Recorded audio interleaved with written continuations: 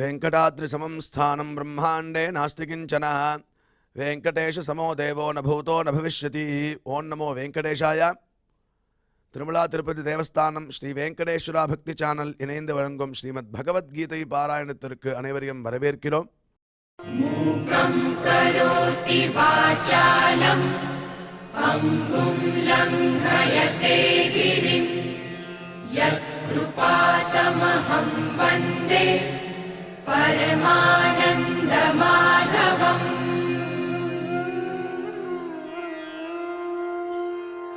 करारविन्देन पदारविन्दम् मुखारविन्दे विनिवेशयन्तम् वटस्य पत्रस्य पुटे शयानम् बालं मुकुन्दम् मनसा स्मरामि.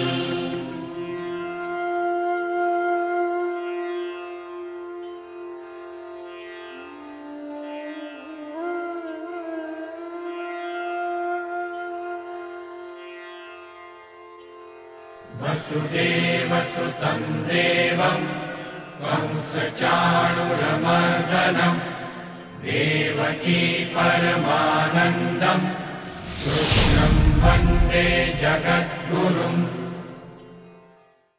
நம்மளுடைய பகவத்கீதையில் ஸ்வாத்தியாயாபியசனஞ்சைவ வாங்மயம் தப உச்சதே என்று பகவான் பிரதிதினம் வாக்ரூபமான ஒரு தபஸை ஸ்வாத்தியாய அபியசனம் செய்வா. இந்த பகவத்கீதை பாராயணம் இத்தியாதிகளை நாம் அத்தியனம் செய்வதாலும் அதை திருப்பி திருப்பி சொல்வதாலும் சில பேருக்கு கற்றுக் கொடுப்பதாலும் அது ஒரு வாங்மயமான தபஸ் அப்படின்னு நம்மளுக்கு உபதேசம் பண்ணிருக்கார். அது உண்டு இல்லாமல் யத சத்யம் யதோ தர்ம யதோ ஹ்ரீரார்ஜவம் யத ததோ பவதி கோவிந்தா யத கிருஷ்ணஸ்ததோ ஜெயா அப்படிங்கிற ஸ்லோகத்தில் எடுத்து பார்க்கும்போதே எந்த இடத்துல சத்தியமும் தர்மமும் ஈஸ்வர விரோதமான காரியத்தில் வெக்கவும் யதா ஹ்ரீஹி ஆர்ஜவம் யதா ஹிருதயத்தில் ஒரு நேர்மை இருக்கோ அந்த இடத்துல கோவிந்தன் அங்கேயே இருக்கானா. அதனால் இந்த குணங்களை நம்ம வளர்த்துக்கணும். சத்தியமாக இருக்கணும், தர்மமாக இருக்கணும், ஈஸ்வர விரோதமான காரியங்களில் வெக்கப்படணும், அதில் ஈடுபடவே கூடாது. அது உண்டு இல்லாமல் ஆர்ஜவம் ஹிருதயத்தில் ஒரு நேர்மை எப்பயும் இருந்ததுன்னா அந்த இடத்துல பகவான் கோவிந்தன் நம்ம கூடயே இருப்பானா.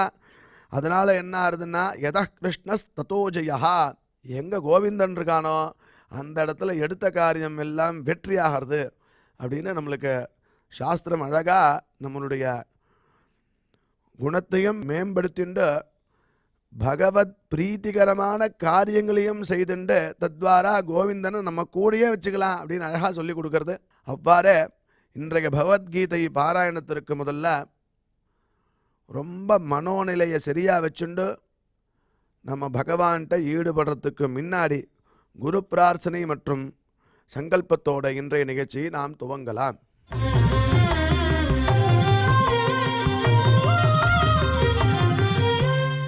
श्री गुरु प्रार्थना.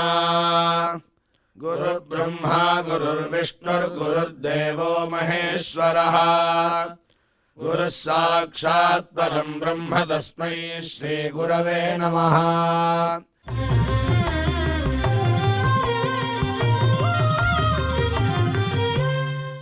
श्रीनिवास प्रार्थना.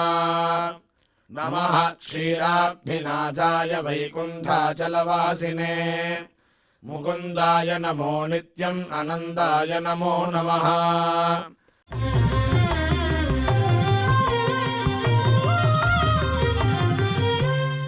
अथ श्रीमद्भगवद्गीता पारायण संकल्पः.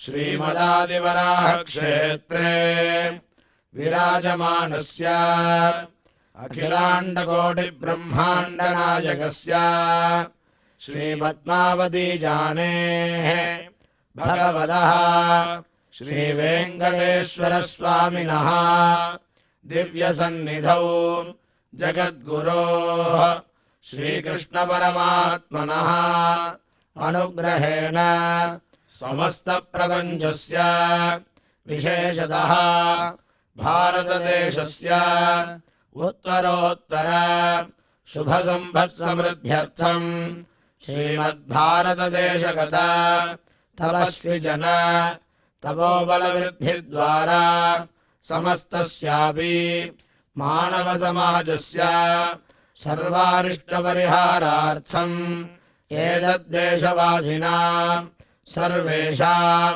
सज्जनानां योगक्षेमार्थं राष्ट्रविरोधिनां निबर्हणद्वारा जनानां चित्तशान्ति चित्तस्थैर्य सन्तोषादि अभिवृद्ध्यर्थम् एतद्देशवासिनां परस्परविद्वेष परस्परनिन्दा परस्परहिंसादीनां निवृद्ध्यर्थम् परस्परसौमनस्य सिद्ध्यर्थम् समस्तभावक्षयार्थम् श्रीमन्नारायणप्रीत्यर्थम् श्रीपरमेश्वरप्रीत्यर्थम् श्रीमद्भगवद्गीतायाः अखण्डपारायणम् करिष्यामहे।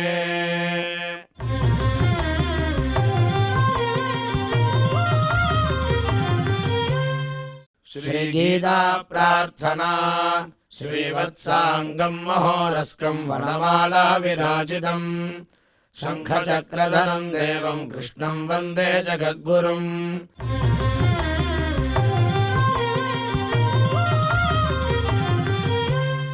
पार्थाय प्रतिबोधितां भगवता नारायणेन स्वयं व्यासेन ग्रथितां पुराणमुनिना मध्ये महाभारतम् अद्वैतामृतवर्षिणीं भगवतीम् अष्टादशाध्यायिनीम् अम्ब त्वामनुसन्ददामि भगवद्गीते भवद्वेषिणीम्।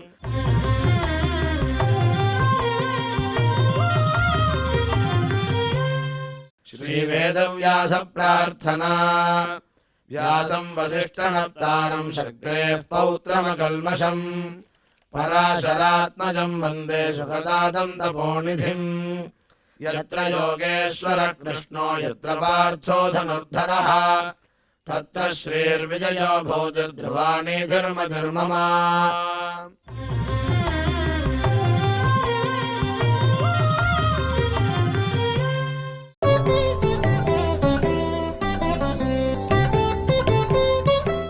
ईश्वरः सर्वभूतानां हृद्देशेऽर्जुन तिष्ठति भ्रामयन् सर्वभूतानि यन्त्रारूढानि मायया வித்யா விந்ததே அமிர்தம் அப்படின்னு சொல்ல பிரகாரம் நாம் இதுவரை செய்த ஸ்லோகங்களுடைய அர்த்தத்தை நமக்கு டாக்டர் ஊவே அனந்த பத்மநாபாச்சாரியார் விவரிப்பார்.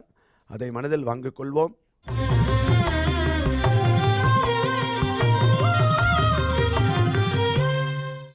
ईश्वरः सर्वभूतानां हृद्देशे अर्जुन तिष्ठति भ्रामयन् सर्वभूतानि यन्त्रारूढानि मायया.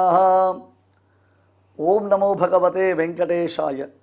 இந்த ஜீவாத்மாக்கள் யாருடைய வசத்தில் இருக்கான்னு சொன்னால் பிரகிருத்தியினுடைய வசத்தில் இருக்கா. இந்த பிரகிருத்தினா நீங்கள் பூமின்னு மட்டும் அர்த்தம் பண்ணிக்காதீங்க. பிரகிருத்தினா த என்டையர் யூனிவர்ஸ் கம்ப்ளீட்டாக பிரம்மாதி ஸ்தம்ப பரியந்தம்னு சொல்கிறோம். பிரம்மலோக பரியந்தம் எல்லாம் பிரகிருதி தான். அப்ராகிருத்தம்னு ஒன்று இருக்குது, அதுதான் தேச விசேஷம், அதுதான் வைகுண்ட லோகம்னு பேர் அதற்கு. அப்போ எல்லா ஜீவாத்மாக்களும் பகவானுக்கு வசப்பட்டிருக்கா. அந்த பகவான் பிரகிருதி மூலமாக ஜீவாத்மாக்களை கண்ட்ரோல் பண்ணுறான். இதெல்லாம் இன்னும் சூக்ஷ்மமாக பார்க்கணும்னு சொன்னால்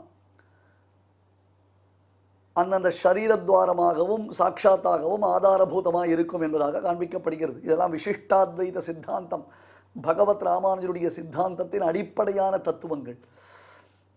த டாக்ட்ரின்ஸ் ஆஃப் விசிஷ்டாத்வைதான்னு சொல்கிற போது நம்பலாம். தயவுசெய்து புத்தகத்தை வைத்து படித்து அதன் மூலமாக நீங்களாக ஒன்றை புரிந்து கொள்ளாதீர்கள். இது அடியனுடைய சிரம் தாழ்ந்த பிரார்த்தனை. கிட்டத்தட்ட பகவத்கீதை 18ஆம் அத்தியாயத்தில் நம்ம முடிக்கக்கூடிய சந்தர்ப்பத்தில் இருக்கோம். இன்னும் கூட சில இடங்களில் வெளியில் என்னை பார்க்கும் பொழுது மக்கள் என்ன சொல்கிறான்னா, இந்த ஸ்லோகம் இப்படி அந்த ஸ்லோகம் அப்படின்னு அவன் ஏதோ ஒரு புஸ்தகத்தை பார்த்துட்டு வந்துடுறான். அவள் ஏதோ ஒரு டிரான்ஸ்லேஷன் வச்சுருக்கா. அதனுடைய சோர்ஸ், அதனுடைய ஒரிஜினாலிட்டி, அதனுடைய ஆரிஜின் எதுவுமே அவளுக்கு தெரியாது. கேள்வி கேட்டுடுறான்.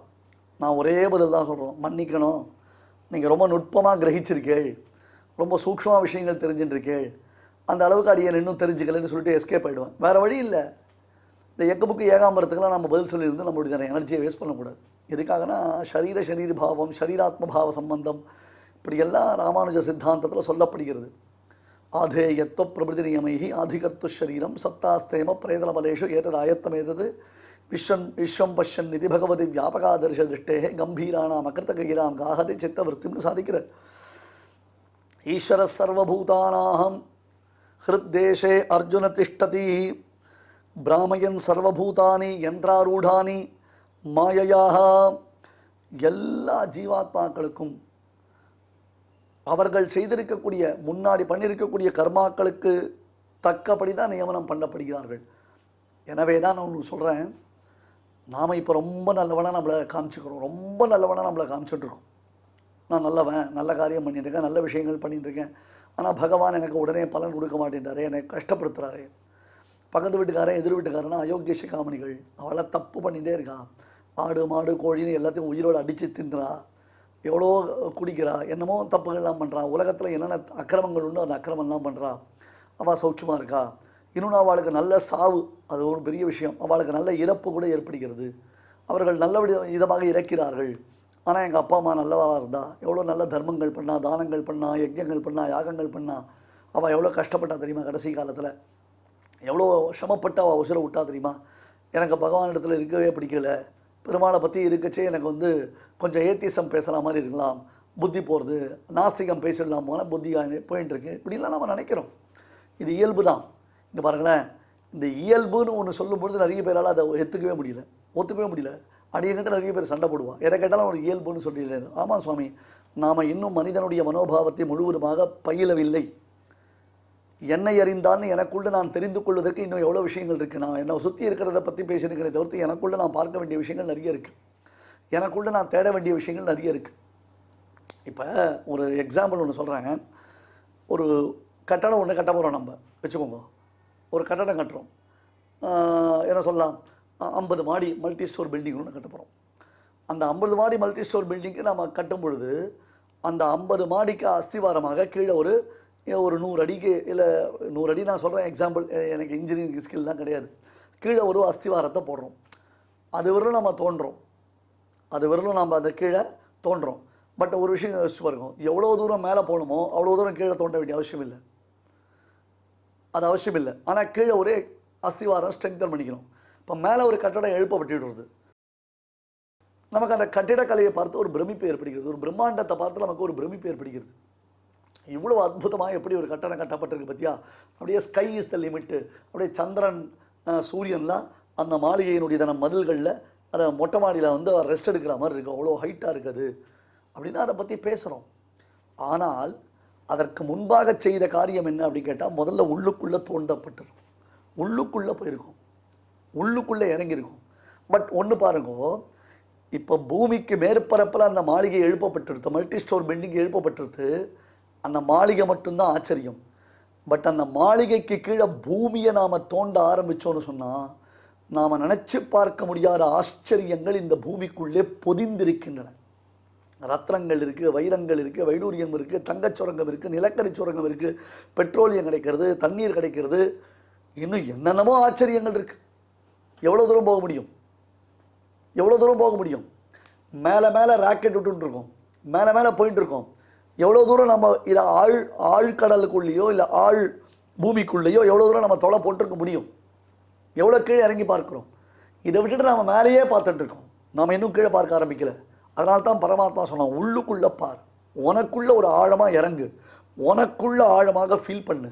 இதெல்லாம் அடியன்னு சொன்னால் உலகம் ஏற்றுக்காது, இது பெருசாக அவளை அலட்சியம் பண்ணிட்டு போயிடும், இது பெரிய சமாச்சாரம்ட்டு. பட் இதில் எவ்வளோ பெரிய தத்துவம் இருக்குது, இதில் எவ்வளோ பெரிய உண்மை இருக்குது. இது கொஞ்சம் நான் வேறு மாதிரி சொன்னேன்னா ஒரு வேளை இந்த உலகம் ஏற்றுக்குமோ என்னமோ தெரியாது. அடியனை போல சாமானியர்கள் சொல்லும் வார்த்தை அங்கீகரிக்கப்படுவதில்லை.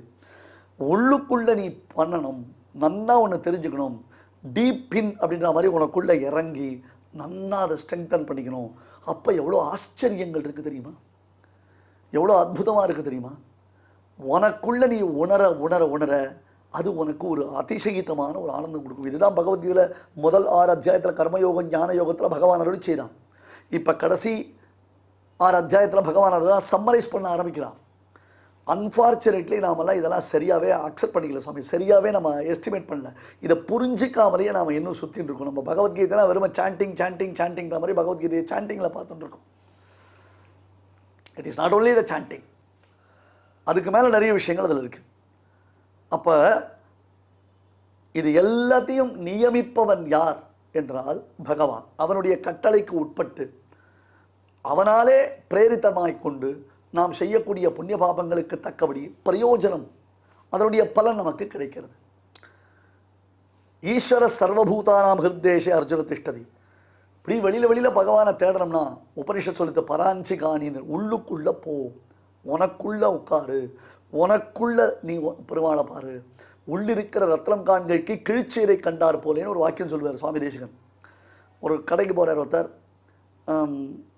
பொங்கல் சங்கராந்தி வருதோ இல்லையோ, அதுக்காக ஒய்ஃபுக்கு கிஃப்ட் வாங்குறதுக்கு, ஒரு மோதிரம் வாங்குறதுக்கு ஒரு ஜுவல்லரி ஷாப் போகிறார்.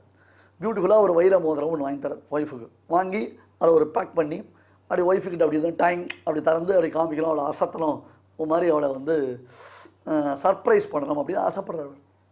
கடைக்கு போனார், அதை வாங்கிட்டு பேக்கெட்டில் வச்சுட்டார். வரச்சே எங்கேயோ அன்ஃபார்ச்சுனேட்லி அந்த பொட்டி கீழே விழுந்துருத்து. கொஞ்சம் தூரம் வந்தோடனே பேக்கெட்டில் கை விட்டு பார்க்குறாரு, காணோம். என்ன ஆச்சு? 1.5 லட்சம் ரூபாய் மோதிரம் அது. ஐயோ மோதிரத்தை காணமே அப்படின்ட்டு வந்த ரூட்லேயே திருப்பி அதை அப்படியே பைக்கை திருப்பின்னு தான் அங்கே பார்த்துட்டே இருக்கு. எதை தேடின்னு வர்றாரு? மோதிரத்தை தான் தேடின்னு வர்றாரு. ஆனால் அவர் எதை பார்க்கணும்? மோதிரத்தை தான் தேடின்னு வர்றாரு. பட் அவர் எதை பார்க்கணும்? அந்த பொட்டியை பார்க்கணும். ஃபஸ்ட்டு அந்த பொட்டியை பார்க்கணும்.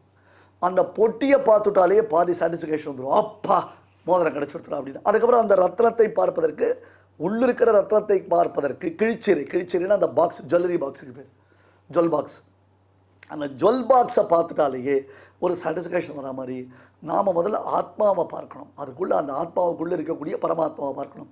ஏஷ சர்வபூதாந்தராத்மா அபஹத பாப்மா திவ்யா தேவா ஏகா நாராயணா. எல்லாம் அப்படியே நினச்சி ஆனந்தப்பட வேண்டிய விஷயங்கள் தான். எல்லாரும் நியமிக்கக்கூடியதான ஈஸ்வரன் அர்ஜுனா. ஈஸ்வர சர்வபூதானாம், எல்லாரும் நியமிக்கக்கூடியதான ஈஸ்வரன். யந்திராரூடானி மாயையா. யந்திரம்னா ஒரு ரங்கராட்டம் மாதிரி சுற்றுறது, ஒரு ரங்கராட்டம் மாதிரி சுற்றி வருது, பார்க்குறோம் இல்லையா? இப்போ ஜெயண்ட் வீல் ரங்கராட்டம்னு சொன்னால் நிறைய பேருக்கு புரியாது. இப்போல்லாம் ஜெயண்ட் வீல் அப்படின்றோம். ஏன்னா இப்போ எல்லாம் புதுசுன்றோம். ஒன்றும் இல்லை, இப்போ அமேசானில் ஆர்டர் பண்ணுறோம், பாஸ்கெட்டில் ஆர்டர் பண்ணுறோம், அப்புறம் இன்னொன்று ஷாப்பி பேக்கில் ஆர்டர் பண்ணுறோம். அந்த மாதிரி சில ஆப்லாம் வச்சுருக்கா. உடனே வீட்டுக்கு எல்லாம் ரெடிமேடாக வந்துடும் சார். வீட்டுக்கு உனக்கு என்ன வேணும்? உப்பு புளி பருப்பு மளிகை சாமான் என்ன வேணும்? டோர் டெலிவரி அழகாக வீட்டில் கொண்டு கொடுப்பான். டக்குன்னு ஜிஎஸ்டி போட்டு கொடுப்பான். பைசாவை நாம் ஜிபே பண்ணிடுறோம், ஆன்லைன் பண்ணிடுறோம். இதெல்லாம் நம்மக்கிட்ட இருக்கிற கலாச்சாரம் தான், ஒன்றும் பெரிய விஷயம் இல்லை. வாசலில் கரிகாக்காரன் டெய்லி கரிகாய் விற்றுட்டு போகிறான், இன்றைக்கும் பழம் விற்றுட்டு போகிறான். கொஞ்ச நாளைக்கு முன்னாடி என்ன பண்ணுவான்? எண்ணெய், கடல் எண்ணெய், நல்லெண்ணெய், தேங்காய் எண்ணெய், அப்புறம் இந்த மாதிரி தேவையான வீட்டுக்கு தேவையான பருப்பு, மிளகு, உப்பு இதெல்லாம் வண்டியில் வச்சு கொண்டு வந்து கொடுப்பான். டோர் டெலிவரி தானே அது. வீட்டில் சமையல் பண்ணிட்டு இருக்கக்கூடிய பெண்கள் டக்குன்னு உப்பு தீர்ந்து போச்சுன்னா அவளுக்கு ஞாபகம் வரும். அப்போ வாசலில் உப்பேன்னு விற்றுன்னு போவான், கோலமாவேன்னு விற்றுன்னு போவான்.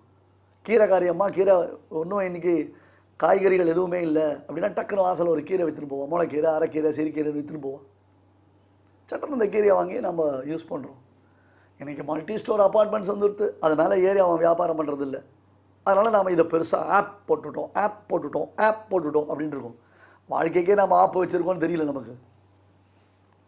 டோர் டெலிவரி தானே சார் இது. நெய் விற்பான் வாசலில், எண்ணெய் விற்பாங்க, வெண்ணெய் விற்பாங்க.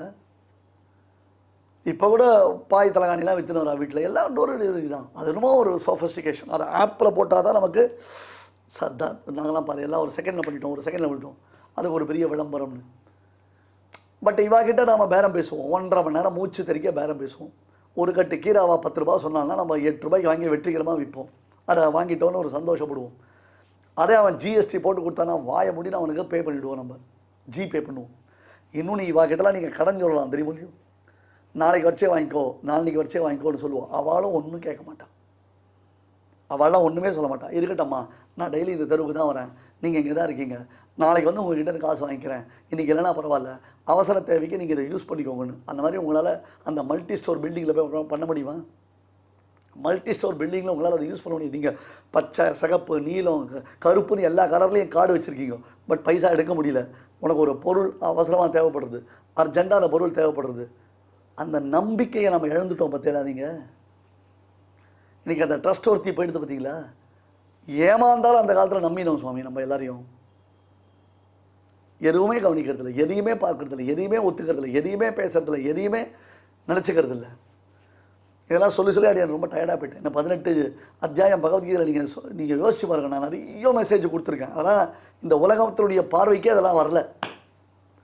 ஆமாய்யா, பகவத்கீதை கிருஷ்ணன் சொன்னால் அதையே இந்த உலகம் சரியாக பார்க்கல, நீ சொல்லிட்டா நாங்கள்லாம் கேட்டு விடுறோமான்னு நீங்கள் சொல்லலாம். கரெக்டு தான் அது. அந்த ஒரு சாட்டிஸ்ஃபேக்ஷன் தான். பெருமாள் சொல்லியே ஒழுங்காக ஒருத்தனுக்கும் போய் ரீச் ஆகலை, நாமெல்லாம் சொல்லி என்ன பண்ண போகிறோம்னு நான் பேச இருந்துட்டேன். இதெல்லாம் நினைக்கணும். உலகத்தில் உள்ளுக்குள்ளே பெருமாள் இருக்கான், உள்ளுக்குள்ளே அவன் வந்து நம்மளை நியமனம் பண்ணுறான். ஹிருத்தேஷே அர்ஜுன திஷ்டதி. ஏன்னா அந்த ரங்கராட்டத்துக்காக சொல்ல வந்தேன். ரங்கராட்டம்னா ஜெயிண்ட் வீல்னு சொன்னால் தான் தெரியுமே தவிர்த்து ரங்கராட்டம்னு தெரியாது. அது மாதிரி கட்டி யந்திரம்னு சொல்லுவாள், ஏற்றச்சால் யந்திரம்னு சொல்லுவாள். இப்போல்லாம் பம்பு செட் ஆகிடுது, சுற்றி சுற்றி வருது. எல்லாவற்றையும் நியமிக்கக்கூடியதான ஈஸ்வரனானவன் யந்திரம் போல இந்த உடலில் இருக்கக்கூடிய எல்லா ஜந்துக்களையும் சத்துவம், ரஜஸ், தமசு என்பதான அதற்கு உரியதான மாயையினாலே கட்டுகிறான். அந்த அந்த நாண்யம் குணேபிய கர்த்தாரம்னு அதற்கு ஏற்றார் போல செயல்படுத்துகிறான். அந்தந்த பிராணி வர்க்கங்கள் சத்தோகுணம் வந்துன்னா இந்த காரியம் பண்ணுறான், ரஜோகுணம் வந்துன்னா அந்த காரியம் பண்ணுறான், தமோகுணம் வந்துன்னா அந்த காரியம் பண்ணுறேன்னு அவைகளை அந்தந்த காரியத்தில் ஈடுபடுறது. சர்வபூதானி அர்ஜுனா. ஏன்னா இங்கே பெருமாள் 10வது அத்தியாயத்திலே 15வது அத்தியாயத்தில் ஒரு விஷயம் சொன்னார். அகமாத்மா குடாகேஷ சர்வபூதாசயஸ்திதா அகமாதிஷ்ச மத்யஞ்ச பூதானாம் அந்தயேவச்ச. ரொம்ப அழகான ஸ்டேட்மெண்ட் இதெல்லாம். நான் ஒரு கோலிய 10வது அத்தியாயத்தில் சொல்ல விஷயம். குணம் விபூதி ரெண்டுத்தையும் விஸ்தாரமாக கேட்கணும்னு அர்ஜுனன் ஆசைப்பட்டான்.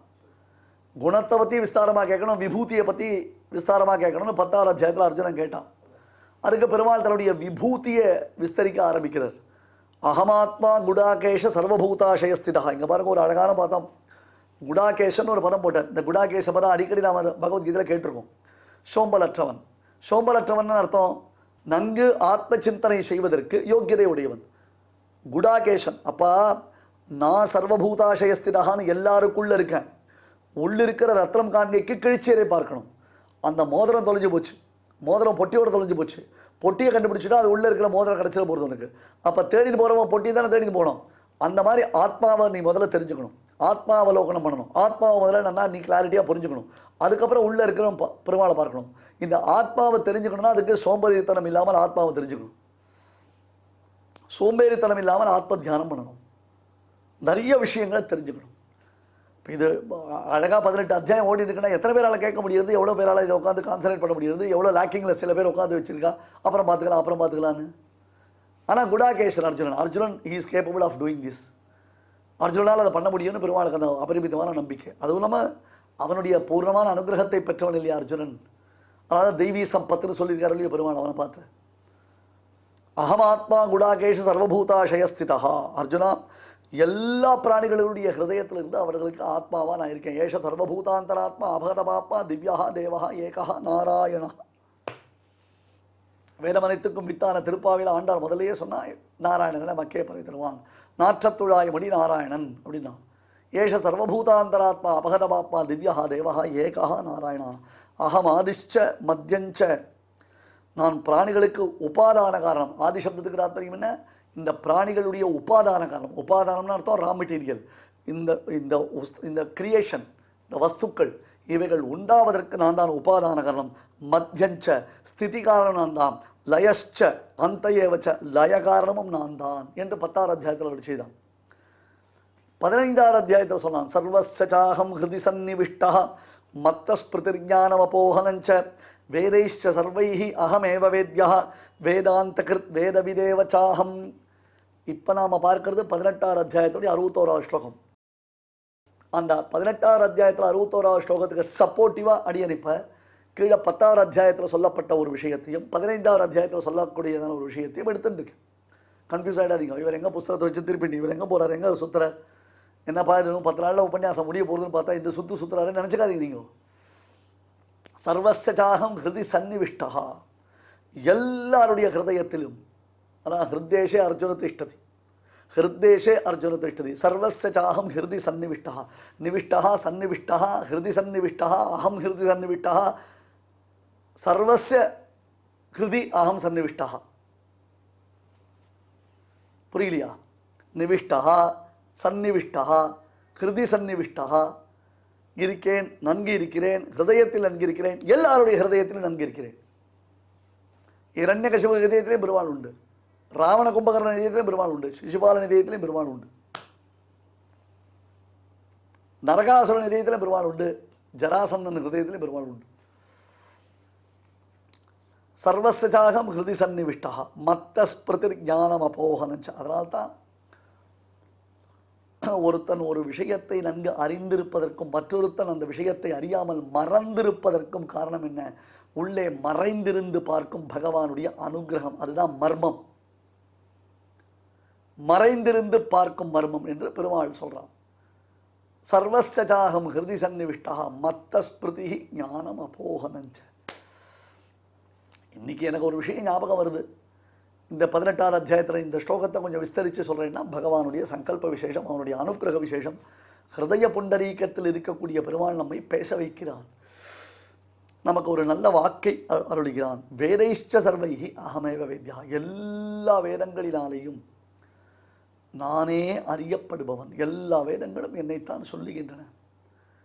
வேதாந்த கிருத் வேத விதேவ சாகம், வேதாந்த கிருத் அப்படின்னு அர்த்தம். வேதாந்த கிருத் வேதத்தின் மூலமான பயன்களை உண்டாக்குபவன், வேதவித் வேதத்தை அறிந்தவனமாவேன். அதான் வேதத்தை, வேதத்தின் சுவை பயனை பார்த்தசாரதி பெருமாளை திருமங்கையாழ்வார் மங்களாசாசனம் செய்கிறார். வேதத்தை, வேதத்தின் சுவை பயனை விழுமிய முனிவர் விழுங்கும் கோதில் இன்கனி என்று அவனை கொண்டாடுகிறார். ஆகையால் அர்ஜுனா, இப்பொழுது நான் சொல்வதை நன்கு கேட்டுக்கொள். ஈஸ்வர சர்வபூதானாம் ஹிருத்தேஷே அர்ஜுன திஷ்டதி, பிராமயன் சர்வபூதானி யந்திராரூடானி மாயையா. எல்லாம் என்னால் தான் நியமனமாகின்றன. அவரவர்களுடைய குணத்திற்கு தக்கபடி, சத்தரஜஸ்தமோமயமான குணத்திற்கு தக்கபடி அவர்களை செயல்படுத்தி கொண்டு எல்லா பிராணி வர்க்கங்களுடைய ஹிருதய குகையில் நான் இருக்கிறேன். குஹாஷயாய குஹ்யாய என்று அந்த மட்டப்பள்ளி க்ஷேத்திரத்தில் எம்பெருமான் ஸ்ரீ நிருசிம்மன் விஷயமான ஸ்தோத்திரத்தில் அருளி செய்கிறார் முக்கூர் சுவாமிகள். அதனால் குஹாஷயன், அந்த குஹம்னா அர்த்தம், குகைன்னு அர்த்தம், ஹிருதய குகைக்குள்ளே பெருமாள் நமக்கு சேவை சாதிக்கிறான், ஹிருதயத்துக்குள்ளே அவன் எழுந்தளிருக்கிறான்னார். இப்போ அர்ஜுனன் என்ன கேள்வி கேட்டதாக நம்ம மனசில் ப்ரெடிக்ட் பண்ணிக்கணும்னா, கிருஷ்ணா நீ உதாசீனனாக இருக்க, அட கடற்கரை அவன் பேசாமல் இருக்கான் அப்படின்னு என்னை நீ விட்டுட்ட. அப்போ நீ உதாசீனனாக இருந்தால் நான் எப்படி செயல்பட முடியும்? என்னால் எப்படி செயல்பட முடியும்? நீ உதாசீனனாக இருந்தால் என்னால் எப்படி செயல்பட முடியும்? அப்போ நானாகவே செயல்படுவதாக இருந்தாலும் அல்லது வேறு விதத்தில் வேறு ஏதாவது என்னை செயல்படுத்துவதாக இருந்தாலும் அப்போ எல்லாவற்றிற்கும் நீ காரணம்ன்றது எப்படி வரும்? கேள்வி புரியுறதா? நீ எதுவுமே பண்ணாமல் இருந்துட்டா நான் எப்படி பண்ண முடியும்? ஒரு கேள்வி. இல்லை, இப்போ நான் செயல்படுவதற்கு அல்லது நான் செயல்படாமல் இருப்பதற்கு வேறு ஏதோ ஒரு காரணம் இருக்குது. கிருஷ்ணன் இல்லை காரணம். நான் இப்போ இந்த ஒரு காரியம் பண்ணினேன், அதுக்கு கிருஷ்ணனை விட வேற ஒரு காரணம் இருக்குது. ஏதோ ஒன்று இயக்குகிறது, ஏதோ ஒன்று என்னை இயக்குகிறது அப்படின்னு வச்சுண்டா இப்போ எதுவுமே சரிப்பட்டு வராது. கிருஷ்ணன் காரணம் இல்லை, வேறு ஏதோ காரணம் அப்படின்னு சொன்னால் அது பொருந்தாதே அப்படின்னா பெருமாள் சொன்னான், நான் தான் காரணம், ஆனால் நான் என் இஷ்டப்பட்டபடி எல்லாருக்கும் பலன் கொடுக்கல. இங்க ஒன்று முக்கியமாக கவனத்தில் நாம் கொள்ள வேண்டும். கிருஷ்ணனுக்கு பக்ஷபாதம்ன்றது கிடையவே கிடையாது. பெருமாளுக்கு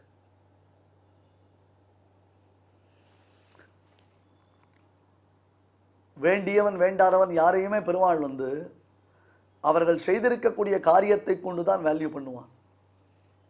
சீமாலிகன் ஒருத்தன், எந்த புராணத்திலையும் இல்லை தெரியுமா இது? ஆனால் ஆழ்வார் எடுக்கிறார், பெரியாழ்வார் எடுக்கிறார். அப்போ பெரியாழ்வார் காலத்தில் பாகவதத்தில் இந்த கதை இருந்திருக்குன்னு தெரியுது. சீமாலிகன் ஒருவன், அந்த சீமாலிகன் கண்ணனுக்கு ரொம்ப க்ளோஸ் ஃப்ரெண்டு. அவன் என்ன பண்ணுவான்னா, பெரிய இடத்து ஃப்ரெண்ட்ஷிப் இருந்துன்னா அதை வச்சு தான் நிறைய தண்டால் வசூல் பண்ணுறது உண்டு இல்லையோ, மார்க்கெட்டுக்கு போவான். நான் யார் தெரியுமா? கிருஷ்ணனுடைய க்ளோஸ் ஃப்ரெண்ட். இது பாருங்க ஃபோட்டோ, இங்கே பாருங்க வீடியோ.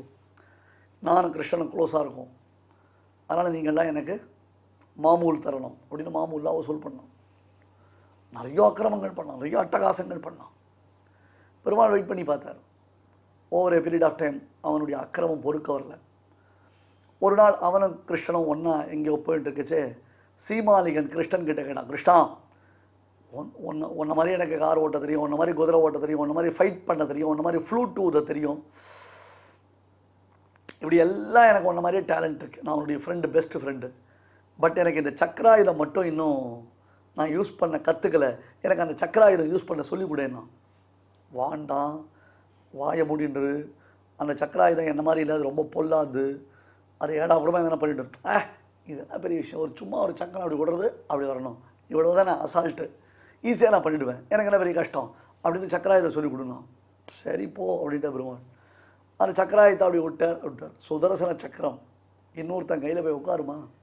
எம்பெருமானுடைய திருக்கையில் இருக்கக்கூடிய சுதர்சன சக்கரம் இன்னொருத்தன் கையில் போய் உட்காரலாமா? பைத்தியம் என்ன பண்ணித்து அப்படி பிரயோகம் பண்ணித்து சீமாலிகன்.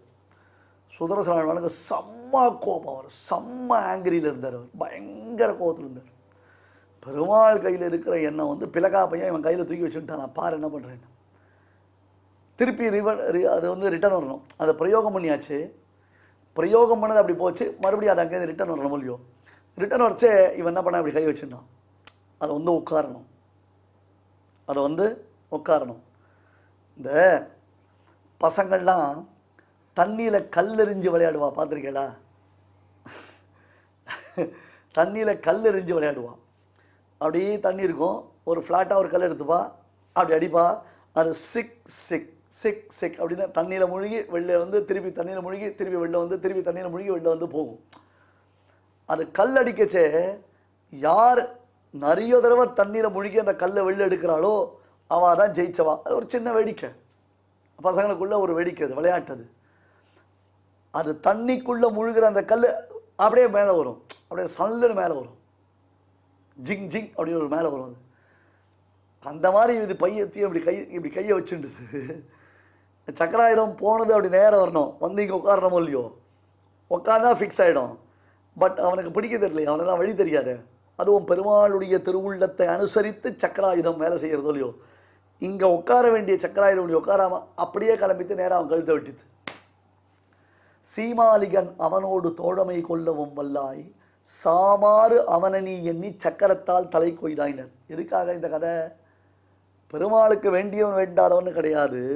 அர்ஜுனா, எல்லாரும் செய்திருக்கக்கூடிய கர்மாக்கள் காரணம். இந்த ஜென்மாவில் நான் புண்ணியம் பண்ணியிருக்கலாம், இதுக்கு முன்னாடி ஜென்மாவில் பண்ணினதைத்தான் நான் இப்பொழுது அனுபவித்து கொண்டிருக்கிறேன். அப்போ இந்த ஜென்மாவில் நான் நல்லவன்னு சொல்கிறதுனால மட்டும் எனக்கு நல்லதெல்லாம் நடந்துட முடியாது. போன ஜென்மாவில் நான் அயோக்கியத்தனம் பண்ணியிருக்கேன், அதுக்கு நான் பலன் அனுபவிச்சுருக்கேன். இதே தான் உன் எதிர் வீட்டுக்காரன், பக்கத்து வீட்டுக்காரன், அவன்லாம் இப்போ நல்லா இருக்கான்னு நினச்சிட்டு இருக்கேன். பட் அதுக்கப்புறம் அவனுக்கு ஏற்படக்கூடிய ஜென்ம பரம்பரையில் எவ்வளவு கஷ்டப்படுவான்றது அவனுடைய கர்ம பலன், அது பகவானுடைய திருவுள்ளம். நாம் அதை பற்றி பேசக்கூடாது. ஈஸ்வர சர்வபூதானாம் ஹிருத்தேஷே அர்ஜுன திஷ்டதி பிராமயன் சர்வபூதானி யந்த்ராரூடானி மாயயா. ஸ்ரீமதே பகவதே பாஷ்யகாராய நமஹ. இப்பொழுது அடியான் சொல்கிறத எல்லாரும் திருப்பி சொல்லுங்க. ஈஸ்வரः சர்வபூதானாம் ईश्वरः सर्वभूतानां தேசேர்ஜுன திஷ்டதி हृद्देशेऽर्जुन तिष्ठति ராமயன் சர்வபூதானி भ्रामयन् सर्वभूतानि யந்த்ராரூடானி மாயயா. यन्त्रारूढानि मायया. இப்பொழுது நாம் அனைவரும் சேர்ந்து பாராயணம் செய்யலாம். ईश्वरः सर्वभूतानां हृद्देशेऽर्जुन तिष्ठति भ्रामयन् सर्वभूतानि यन्त्रारूढानि मायया. தெய்வத்தை ஆராதிக்கும் உன்னதமான வழிகளில் முக்கியமானது பகவன் நாம சங்கீர்த்தனம். அதனால் என்ன ஏற்படுகிறது என்று கேட்கலாம் இல்லையா? புண்ணியம் ஒன்று ஏற்படுகிறது. அது ஒன்று இல்லாமல் பகவானுக்கு பிரீத்தியானது ஏற்படுறது. இதை பற்றி பார்த்தோன்னா கிம் சம்பாத்தியம் மனுஜைஹி அப்படின்னு பகவத் பாதால் பிரஷ்னோத்தர ரத்ன மாளிகா அப்படிங்கிற ஒரு கிரந்தத்தில் கேட்குறார். கிம் சம்பாத்தியம் மனுஜைஹி, மனிதர்களால் எது சம்பாதிக்கப்பட வேண்டியது? அந்த கேள்விக்கு பகவத் பாதாலே பதில் சொல்கிறார். வித்யா, வித்தம், பலம், யசா, புண்ணியம். வித்யா கல்வி, அடுத்தது வித்தம் பணம், பலம் பலம்னா ஆரோக்கியம் வர்றதுக்கு உண்டான சக்தி, யசா புகழ், அடுத்தது புண்ணியம். நம்ம என்ன நினச்சிட்டுருக்கோம், பகவான் ஆராதிக்கிறதா இருந்தால் எதுவுமே வேண்டாம் அப்படின்னு நினச்சிட்டுருக்கோம். அப்படி இல்லை. வெல்த்து ஹெல்த்து இது ரெண்டுமே முக்கியம். ரெண்டுத்தையும் நம்ம வளர்க்கணும். ஒரு சமயத்தில் வெல்த்தையும் வளர்க்கணும், ஹெல்த்தையும் வளர்க்கணும். அதோடு சேர்ந்த ஸ்பிரிச்சுவல் அதையும் வளர்க்கணும். அதாவது ஆன்மீக விஷயமான சமாச்சாரமும் வளரணும். நம்மளே வளர்ந்துட்டுருக்கணும் அப்படிங்கிறது தெரியறது இல்லையா? ஆரோக்கியம், பலம் வளரணும்னா நடக்கணும், குளிக்கணும். குளிக்கிறதுனால 10 விதமான லாபம்னு சொல்கிறார். குணாதச ஸ்நானபரஸ்ய சாதோ. பலம் எப்படி வளரும் அப்படின்னா, குணாதச ஸ்நானபரஸ்ய சாதோ ரூபஞ்ச தேஜா பலஞ்ச சௌச்சம். ரூபம் வளருமா? தேஜஸ் வளரும், பலம் வரும். ரூபஞ்ச தேஜா பலஞ்ச சௌச்சம். 4வது சௌச்சம். சௌச்சம்னா சுத்தி, அந்தःகரண சுத்தி, பகிஷுத்தி. அந்தःகரண சுத்தி மானசம் ஸ்நானம் விஷ்ணு சிந்தனம் அப்படின்னு சொன்னோம், ஏற்கனவே பார்த்தோம். அதனால் விஷ்ணு சிந்தனம் பண்ணுறதுனால கோவிந்த கோவிந்த கோவிந்தான்னு குளிக்கணும். குளிக்கிறதுனால என்ன ஆகுது? மானசமான ஒரு ஸ்நானம் ஏற்படுறது, சுத்தி வருது. சுத்தி வந்து அது அழுக்கெல்லாம் போக்குறதுங்கிறார். பகிஷுத்திக்கு நம்ம எல்லாம் சோப்பு தேய்க்கிறோம், அரப்பு தேய்க்கிறோம், மண்ணு தேய்க்கிறோம். அவ சௌகரியம். அடுத்தது ஆயுஷ்யம். 5வது ஆயுஷ்யம், ஆரோக்கியம்.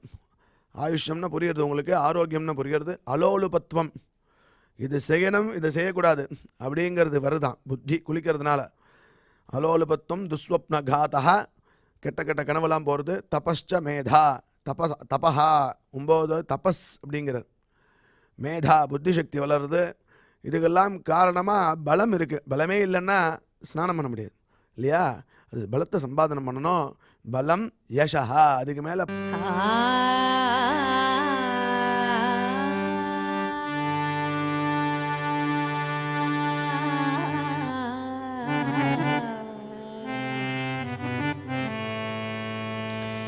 श्याम सुंदर मुख चंदा,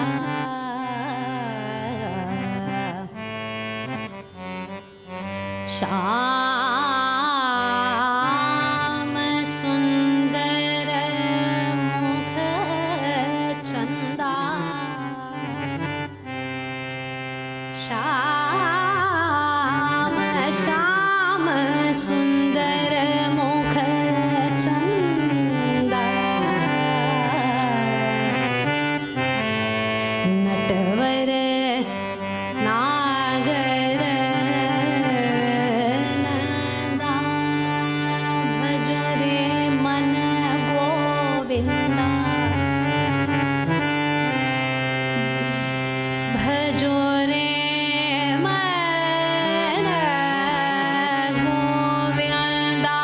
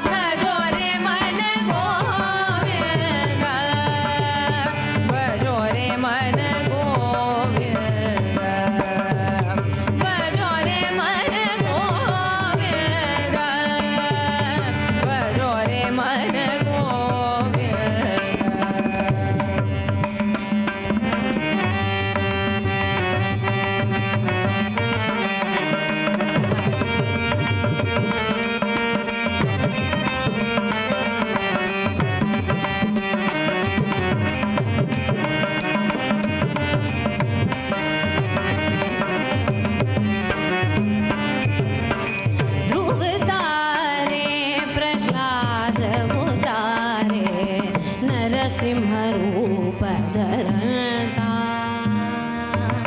ध्रुव तारे प्रह्लाद उदारे नरसिंह रूप धरता कालिंदी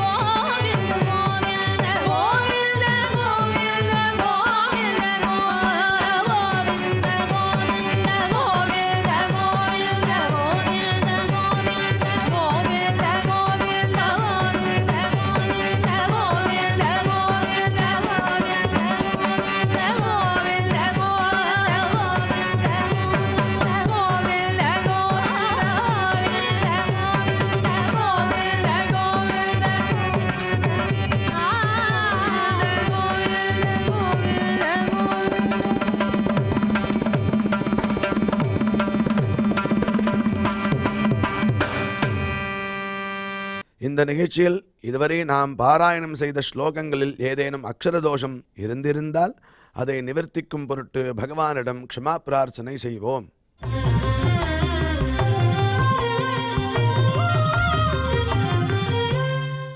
अथ क्षमा प्रार्थना यदक्षरपदभ्रष्टं मात्राहीनं च यद्भवेत् तत्सर्वं क्षम्यतां देव नारायण नमोऽस्तु ते।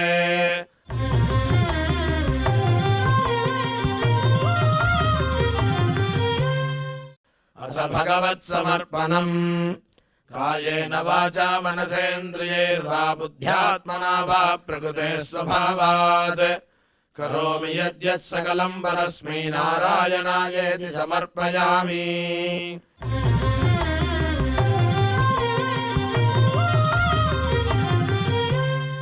अथ लोकक्षेम प्रार्थना सर्वे भवन्तु सुखिनः सर्वे सन्तु निरामयाः सर्वे भद्राणि पश्यन्तु मा कश्चित् दुःखभाग् भवेत्. சுவாமியின் அருள் நாம் அனைவருக்கும் கிடைக்க வேண்டி மங்களாசாசனத்துடன் இன்றைய நிகழ்ச்சி நிறைவு பெறுகிறது. மீண்டும் நாளை சந்திப்போம். ஓம் நமோ வெங்கடேஷாய.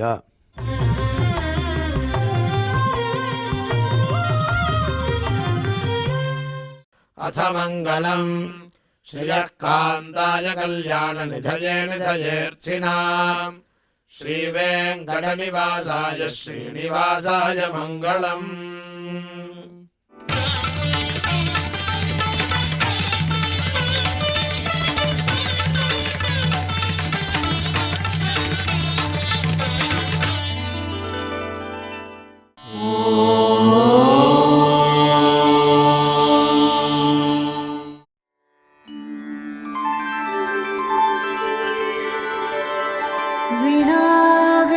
विनाव्यङ्कटेशं ननाथो ननाथः सदा व्यङ्कटेशं स्मरामि स्मरामि हरे व्यङ्कटेश प्रसीद प्रसीद